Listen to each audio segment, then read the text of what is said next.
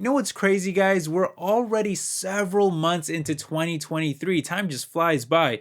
But so far this year, stocks have actually been very shaky. And in my opinion, there are still so many amazing stocks out there that are trading at huge discounts for the long term, especially dividend stocks that are now yielding some of the highest rates that I've really ever seen in them. So in today's video, I'm throwing 4 different dividend stocks at you guys that are down by huge amounts and are yielding some of the most attractive all-around dividends in the entire market. And I think they're great pickups for the long term. All I ask in return though is that you please hit the like button and subscribe to the channel. Those two things really help keep this channel alive and it means a lot to me. And I hope you appreciate me going out there and trying to find these different stocks for you guys to consider, to look at. So anyway, with that said, I hope you enjoyed this video, but let's not waste any time because I can't wait to talk about these 4 dividend stocks that are some of my favorite in the entire market.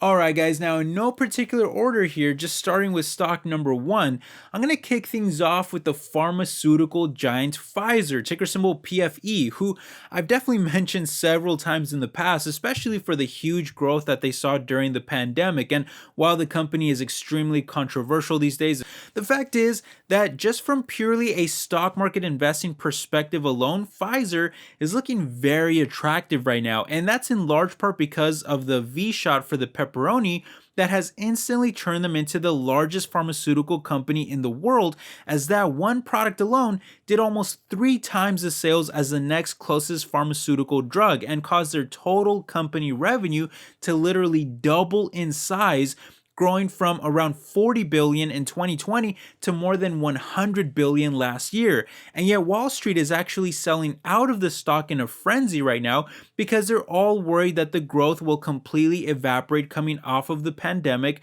where less people may be willing to take their treatments for the pepperoni, which has now caused their stock price to fall by over 35% from the top, leaving what is, again, the world leader in pharmaceuticals actually trading close to 40% cheaper than the sector on a forward P ratio basis, and with one of the most attractive dividends out there that is already yielding over 4% on more than a decade of consecutive growth, despite also carrying a tiny payout ratio of less than 25%. That's a fantastic all-around dividend. And sure, the business is going to be in decline for a little while because the pandemic-fueled growth is obviously going to dissipate, causing sales to fall by 31% expected this year. And that makes sense. Sales dropping 30%, stock crashes 35%, that's all justified. However, what everyone seems to be overlooking is that even by next year, with the pandemic mostly behind us, Pfizer will still be over a $70 billion revenue company, which is still close to double the size they were before the pandemic. And yet, I don't know if you guys have noticed this, but the stock is actually trading lower than where it was before the pandemic. So they'll be around double the size, yet they're actually trading lower. That makes no sense. And not just that, but more importantly, you think all that money that they made during the pandemic is just going to disappear and nothing will be left to show for it?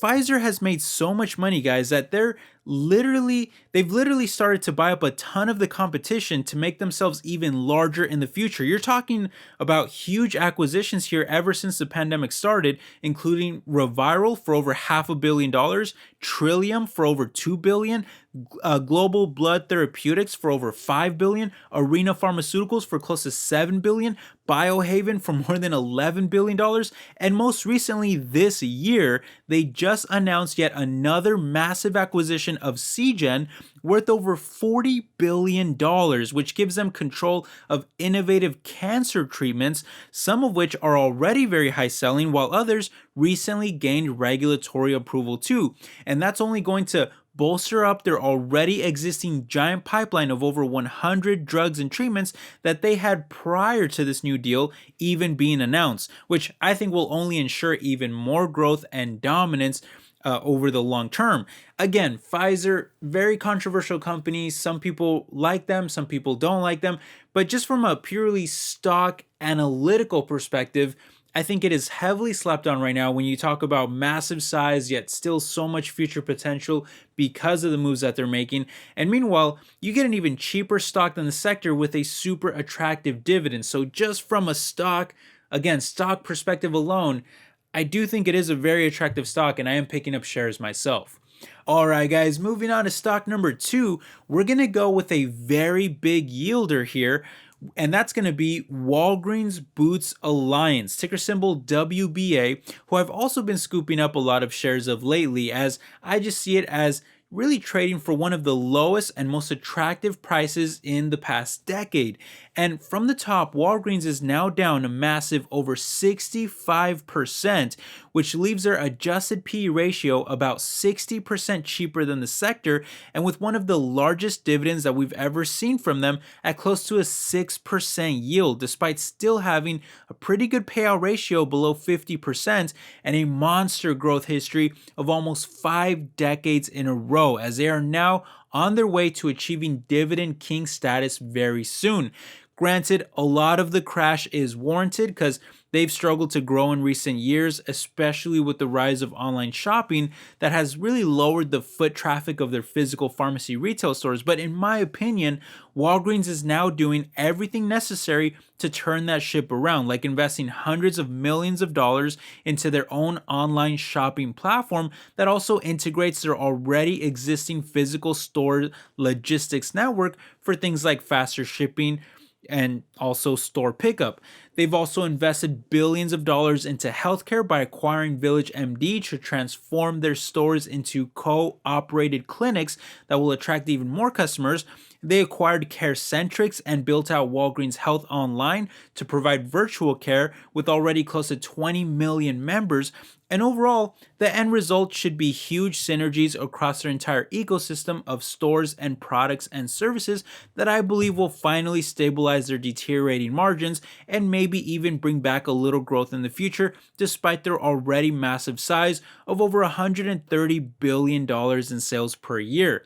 It's not the most exciting stock, and again, growth is very small right now and margins are going to be struggling for a little while here, but if you're invested in Walgreens like I am myself, we don't really have much to complain about here because they are at least doing all the things they're supposed to do in order to turn things around. So as a shareholder, I am happy about that. In the meantime, while I wait for their efforts to really pay off in the future, I get to collect one of the most attractive dividends out there on a stock price evaluation here that is also at one of the best values that I've seen in a long time in the stock. So even though Wall Street may not see the value in it right now, and even though they are in a bit of a turnaround mode, so there is some risk there, I still think that there's a lot to be optimistic about for the future, and I'm willing to be invested in Walgreens at these prices. Okay, now moving on to stock number three. For this one, we're actually going to crank up the risk meter all the way up to high. But if I can stomach that risk, I think there's a lot of value to potentially be had here. And that's going to be US Bancorp, ticker symbol USB. And I know right away you're probably really scared at the idea that I even mentioned a big bank here, coming off of the shocking collapse of Silicon Valley Bank, which was the largest bank failure since the financial crisis of '08. And now there's all this fear circulating that other banks are at risk of similar failures going forward. But in my opinion, some of this is a little overhyped, and I personally feel that the largest banks in America are probably too big to fail in this specific scenario. In fact, I wouldn't even be surprised if some of them actually saw some growth from all of this, especially like the leader in JP Morgan Chase, because people may start withdrawing their money from smaller banks that hold higher risk and start moving their funds over to the bigger, safer banks that they feel more confident doing business with instead. And while I certainly like Chase as the overall best bank out there, and I'm invested in them myself too, but I actually think that the fifth largest bank in US Bank is the more attractive prospect when it comes to dividends and an overall kind of risk versus reward type of play.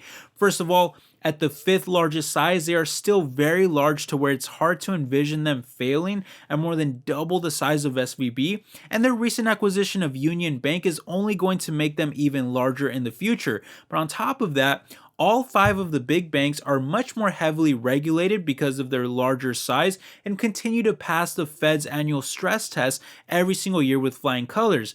And while the failure of SVB came primarily from their poor investment decisions into long dated bonds with almost 130% bond loss percentage of equity, US Bank is only at 37%, meaning that if they were to face the same issues as SVB, they would have been able to easily cover those bond losses and stay in operation. On top of that, USB has much more of their assets in liquid cash than SVB did at almost 20% versus only 7%. They're also experiencing the highest growth this year of all the big banks, again, thanks to that Union Bank acquisition that I mentioned earlier. I also like that US Bank has always been known for really making a little more kind of boring but safer all around investments over the years. And while that's led to a slower moving stock price, it's also what's helped them prevent major crashes and mostly trend upward during that time, with the only two exceptions being during the pandemic and the fallout of the pandemic, which, when coupled with all of the fear from the SVB collapse, it caused the stock price to crash by a giant amount, losing almost half of its entire value from the top and leaving them with a dirt cheap valuation that is more than 35% cheaper than the sector on a PEG ratio basis. And just as importantly, it's also left them with one of the absolute best dividends out there that is currently yielding a monstrous close to 6%, with still a very good payout ratio of about 50%, a double-digit growth rate, and over a decade of consecutive growth. That's a pretty damn good growth-oriented dividend.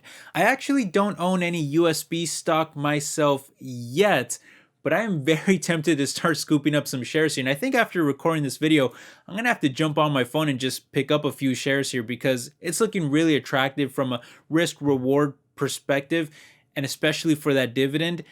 I'm starting to really want the stock. Of course, there is risk here, and I would only want to start with a very small position to mitigate that risk.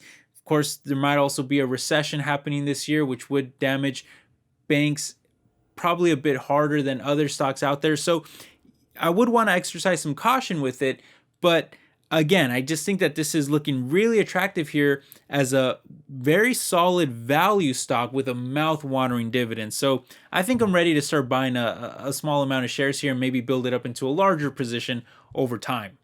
All right, guys. Now, if you thought US Bank had a big dividend, wait till you see stock number 4, who is currently yielding over 7%. And that is the telecommunications giant Verizon, ticker symbol VZ, who, after seeing their stock crash by over 40%, leaving them at literally the lowest prices in over a decade, the dividend has now skyrocketed to the highest level in pretty much their entire history at over a 7% yield, which is absolutely mouth-watering at those levels. And yet, it still has a good payout ratio of about 50% with close to 2 decades of consecutive growth. And as you can see on this chart here, anytime that dividend gets even remotely close to these levels, the stock price has really always had to shoot up to correct that dividend and send it back down. So I think we may be seeing a very similar situation here as well. And to add even more credence to this theory, you can also see that the stock valuation is actually more than 50% cheaper than the rest of the sector, despite them being the clear all-around market leader. In fact, we all know by now that the telecommunications market is pretty much dominated by the big three in Verizon, AT&T, and T-Mobile, but Verizon stands out as the clear best choice among all three. Not only do they have the most market share by sales at a massive over $130 billion per year, but they also generate the most profits with much higher operating cash flow. They are consistently ranked number 1 in network quality at a record-breaking 30 times in a row, which is mind-blowing. And of course, they have the highest dividend as well, which is the whole point of this video. Granted, they carry very little growth. There's no denying that, but all three of them are basically flat right now because there's just not much happening in the market anyway that is like overly exciting or innovative. And of course, the economy is a disaster too, which means less upgrades on devices and services. But that's not really the point of this stock right now anyway. This isn't meant to be a growth machine. This is a value market leader with one of the best dividends out there, and it's actually trading cheaper than the competition, despite them being the highest quality and the best among them. And looking out long term, I also don't ever see this market going away. Cell phone use, internet use, those things are only going to increase over time. And up to this point, I haven't even seen anything that has disrupted that market either. Even the cheaper kind of prepaid services that seem to be sort of disrupting the market, what people don't realize is that most of those prepaid services are often owned by the big three giants anyway. So this is in a lot of ways more so like a triopoly between Verizon, AT&T, and T-Mobile, and I just think Verizon is the best play among them. So I'm happy to own the stock, and while it's trading this low and that dividend is this high, I'm going to be scooping up shares. Hopefully I'm right about my prediction here for the long term, but I happen to like it, so it is what it is. Anyway, I hope you guys enjoyed the video. Let me know if you agree with my stocks here, or do you disagree with any of them? Are there any other stocks that you think should have been on this list? Let me know, because I can include them in a future video. But thank you so much for stopping by. Thank you for all the support. It really means a lot to me. I hope you're all doing well. Now we'll catch you in the next video, my friends. Take care, everybody. Bye-bye.